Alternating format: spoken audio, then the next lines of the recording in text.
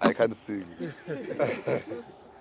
Thank you very much, Chairperson, to the family, Tholi, the leadership of the African National Congress, led by its fundraiser, Umamu Tasnim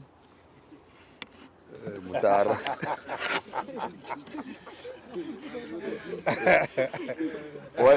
Why when I call Umamu Tasnim, they are laughing? Umamu Tasnim Mutara. Unless you don't need me to call you Mama. Or Sisi. Oh, Sisi Tasnim Mutara. Yeah, Sisi Tasnim Mutara. This Mama thing is causing divisions. No, indeed, comrades, we are here to celebrate the life of a young leader of the African National Congress. Comrade Tholi was one of the smartest leaders that we have and highly committed. Not only committed to normal ways of organizing, but also she contributed intellectually to the ideas of the ANC Youth League. You know, in the movement, we have lost an intellectual, an educated young woman. You know, when you have lost an educated young woman, it means you have lost many years of investment. It means the African National Congress has been robbed of ideas that can take the country forward. I know today everyone is an intellectual. Even people that have not attempted to be intellectual, they call themselves intellectuals. But Comrade Tholi, she's a graduate. And she did not say that because she's a graduate of a university. Those that are not, don't have master's degrees or honors, she can't listen to them. She would listen to everyone's ideas and shape them in a way that is relevant to respond to socio-economic challenges that are facing our people. Because one thing about knowledge, Comrade Chair of Gauteng, if what you know, you can't simplify it to resolve socio-economic problems, then the knowledge is useless. Because knowledge production is there to be able to provide solutions to problems that are facing our people. And Comrade Tholi identified the ANC Youth League as a platform where he can drive the agenda to change the lives of our people with the knowledge that she has. A lot of people utilize knowledge to only criticize. But he not only used knowledge to only criticize, he utilized knowledge to provide solutions. Now that is a kind of a selfless cadre Comrade Tholi was. But also, comrades, as we celebrate the life of Comrade Tholi, we've always fought a lot in Comrade Tholi about the location. Now, she studied in the University of Pretoria, Takis, and her political activism of student politics and later the Young Women's Desk happened in that location. Now when we appointed there in some names called CPCC, something like that, we were appointed there, she was from Tshwane. Now later on, when she gets comfort in the provincial politics, she starts to say she's from Ekurhuleni. And I said, no, Comrade Tholi, you're miscalculating. Now, when you are saying you're from Ekurhuleni, there in Ekurhuleni there's too much traffic of everyone wants to be a PC member. Now, continue saying you're from Tshwane, even if we know that you're from Ekurhuleni.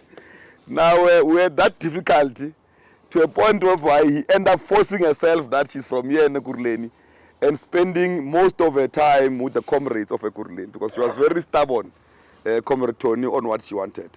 But she was a young lady full of fun. She would laugh a lot. She will criticize where there's problems. But also she'll educate us of things that we don't know. You know, I've got 3 snobs. It was Comrade Julie Bear, it was Nombulelo, Bullet, then it was Tholi. And everyone will ask me, why are you always with these snobs? You know, these snobs, the problem is that they are educating me of things that I don't know. Now, lona ma kere like fela na mo every day, fela ka fela mo le na tse dingwe tse di tsebang ke di tseba. These ones are honest with me on what must happen and what must not happen. But also they were good writers. You know, they could write, they could spend their time putting what they think into paper. It's also another skill that we've left behind, you know, where we put what we think and archive it into paper. And Comrade Tholi will selflessly do that and fight very hard. And I've always fought with her who told you after she got a job, I said, hey, man, you must buy a car, man. This polo of yours, I don't like it very well. You know, until she agreed and disagreed. But we knew very well that this young lady must be protected and with a brighter future. A brighter future because we have state-owned entities that are collapsing every day. We have Maganga commissions and Zondo commissions that are exposing that our state has long been captured by wrong elements.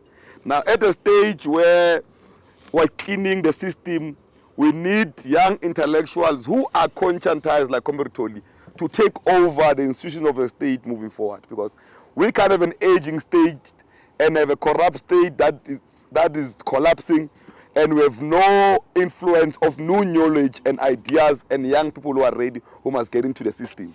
Now, at a stage where we must advance a revolution for young people to be in all corridors of power, including state-owned entities, including in departments, we lose talented young people like Tholi who are conscientized. It's very rare to have an educated young person who is aligned fully to the African National Congress and the agenda, which we can deploy to run the state, because the state can be run by people who don't understand the agenda.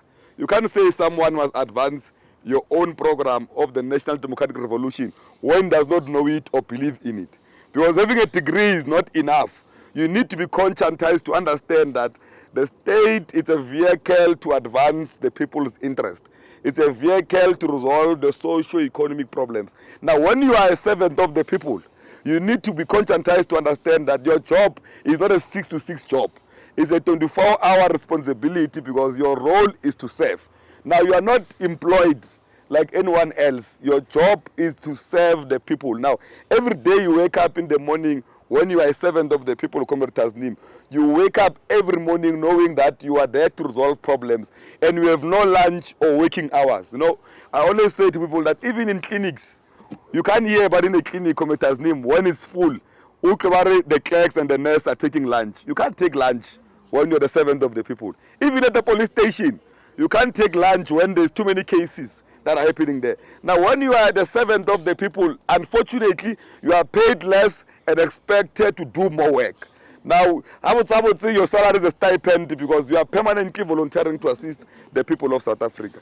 And that's why we classify the likes of Comrade Tholi as a loss, because those are educated young people that will understand that responsibility, that I am not here for 6 to 6 and go home. I'm not in the private sector. I'm in a vehicle called the state that must change the lives of the people. Now, when we celebrate Comrade Tholi, we need to honor her by producing more comrades like Comrade Tholi, who understand that going to school, it is not a disadvantage. It's a revolutionary responsibility. Because when you go to school, you are saying, I'm getting educated so that I can utilize my knowledge to change the lives of our people. Now, that is what we need. You're not going to school for yourself and your family. You know, not about graduate, but now I'm going to school for only me and my mother and my father. No, no, no. Revolutionaries go to school for their people. Now, I think that as we honor Comrade Tholi, we need to revive that level of consciousness to say that everything we're doing every day you attend classes, all those who are working for government, going to work, you are doing it for the people of South Africa so that we change the lives of our people, because it is not yet totally uhuru. We still have high level of inequalities, we have high level of poverty, there's many other problems that we're faced with of youth unemployment and many challenges of an economy that is not growing to respond to the demands of the people of the country. Now, even those that are educated, we must reskill ourselves for skills that are responsive to the economic demands of our own country. You can't say because I've got a BA and the economy of the country demands artisans for you to move forward. You don't want to reskill yourself to be an artisan to respond to the economic demand of that country. Now, I say mainly, Comrade Tholi, today, unlike a year ago, we are here to fully celebrate your life. The ANC Youth League is here. We've worked very closely together. The Young Women's Desk, the Women's League, the ANC were here, and the commitment made by the ANC Youth League in Gauteng to the family that as the African National Congress, on that day when we came here, was not the last day we come here. I think it is good that as a younger generation, when you make commitments, you honor them. Now you are starting correctly. Now when you are saying that the renewal, there is no renewal like that, there is no young people. We mean that, because how you are starting now, society can see that when you make commitments, you go back and implement them. I can imagine young leaders of the Youth League making commitments and not going back to them. It means the renewal agenda of the ANC, there is no difference between us and the pensioners that have not fully delivered. Now we're saying to you, comrades, that as we take the revolution forward, you need to stick to commitments. Now this must not be the last year. Every year you must come here with the family and check up on them. And if you are passing Abu Tholi, you are going somewhere to meetings, and you see the gate is open, you enter and check and greet the family, even if it's for 5 minutes, and leave and go to your other commitments. But without a waste of time, Comrade Chair, I think we have a bigger battle ahead of us, and that battle requires a united African National Congress. It requires us to regain the confidence of the people. And the only way to do that is to deliver services to our people. The only way to do that is to respond and be a listening organization. We must never be a defensive organization. Your responsibilities as the youth of the ANC, it is not to be defensive of the wrongs.